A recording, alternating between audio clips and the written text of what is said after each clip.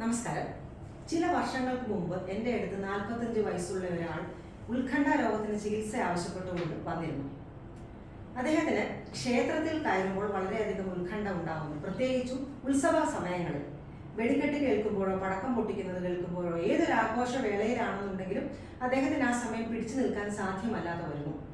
നെഞ്ചിടിക്കുക, വായുണങ്ങുക, ജീവൻ നഷ്ടപ്പെടുന്നത് പോലെ തോന്നുക, ഭയചകിതനാകുക, നിയന്ത്രണം നഷ്ടപ്പെടുന്നത് പോലെ തോന്നുക, മാനസിക നില നഷ്ടപ്പെടുന്നത് പോലെയൊക്കെ തോന്നുക. ഇത്തരം വിചാരങ്ങളും അതോടൊപ്പം തന്നെ പണ്ടുണ്ടായ ചില സംഭവങ്ങളിലേക്ക് അദ്ദേഹത്തിൻ്റെ ഓർമ്മയും അല്ലെങ്കിൽ അദ്ദേഹത്തിൻ്റെ ചിന്തകളും ഓടി എത്തുന്നു എന്നുള്ള ഒരു സങ്കടവുമായിട്ടാണ് എൻ്റെ അടുത്ത് വന്നത്.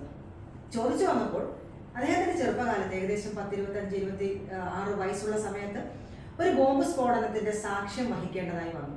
അദ്ദേഹത്തിൻ്റെ വീടിൻ്റെ തൊട്ട് മുൻപിൽ തന്നെ ഒരു ബോംബ് സ്ഫോടനം അല്ലെങ്കിൽ അത്തരം ആക്രമണം ഉണ്ടാകുകയും ചോര ഉൾപ്പെടെ അദ്ദേഹത്തിന്റെ മുഖത്ത് തെറിച്ച് വീഴുകയും അതിന് വിക്ടിംസ് ആയവരെ എടുത്തുകൊണ്ട് ആശുപത്രിയിൽ പോവുകയും അദ്ദേഹത്തിന് നിസ്സാരമായ പൊള്ളലേൽക്കുകയും ഒക്കെ ചെയ്ത ഒരു പ്രായം അദ്ദേഹത്തിന് ഉണ്ടായിരുന്നു.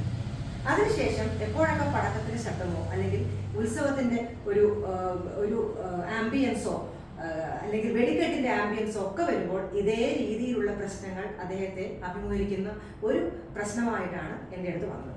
ഇതിനാണ് PTSD അഥവാ പോസ്റ്റ് ട്രോമാറ്റിക് സ്ട്രെസ് ഡിസോർഡർ എന്ന് പറയുന്നത്. PTSD ഉള്ളവർക്ക് മുൻകാല ജീവിതത്തിൽ എപ്പോഴെങ്കിലും അപ്രതീക്ഷിതമായിട്ടുള്ള ഒരു ദുരന്തം ഫേസ് ചെയ്യുന്ന ഒരു ചരിത്രം ഉണ്ടാകാം.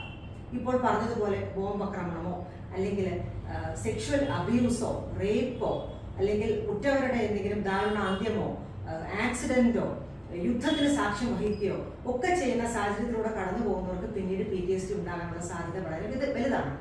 മറ്റൊരു ഉദാഹരണമാണ് യുക്രൈനിൽ MBBS പഠിക്കാനായിട്ട് അനേകം കുട്ടികൾ നമ്മുടെ ഇവിടെ നിന്ന് പോവുകയുണ്ടായി. അവർക്കൊക്കെയും ഇത്തരം സന്ദർഭങ്ങൾ നേരിടേണ്ടി വന്നു. ഇസ്രായേലിലും മറ്റ് യുദ്ധ പ്രൊവിൻസസിലൊക്കെയും ജോലി ചെയ്യുന്ന ഇറാഖ് പോലെയുള്ള സ്ഥലങ്ങളിലൊക്കെയും ജോലി ചെയ്യുന്ന അനേകം മലയാളികളുണ്ട്.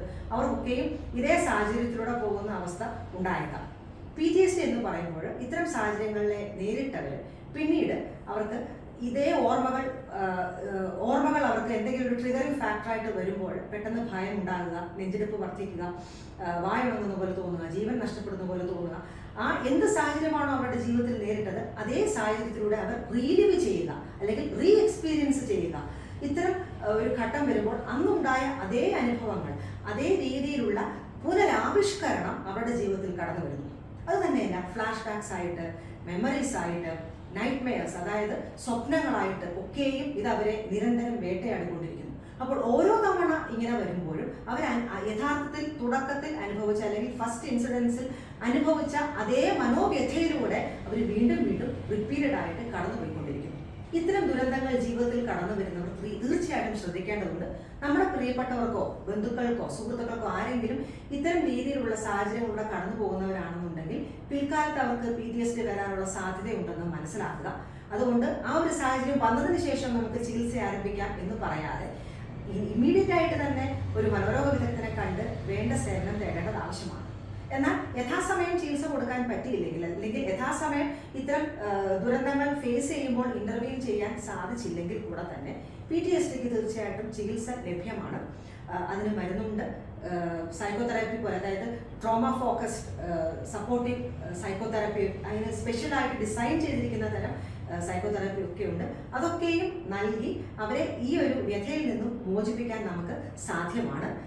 അതുകൊണ്ട് നമ്മുടെ ആരുടെയെങ്കിലും പ്രിയപ്പെട്ടവർക്ക് ഇത്തരം പ്രശ്നങ്ങളുണ്ടെങ്കിൽ തീർച്ചയായിട്ടും ഒരു മനോരോഗ വിദഗ്ധന്റെ സേവനം തേടുകയാണ് ഉചിതം.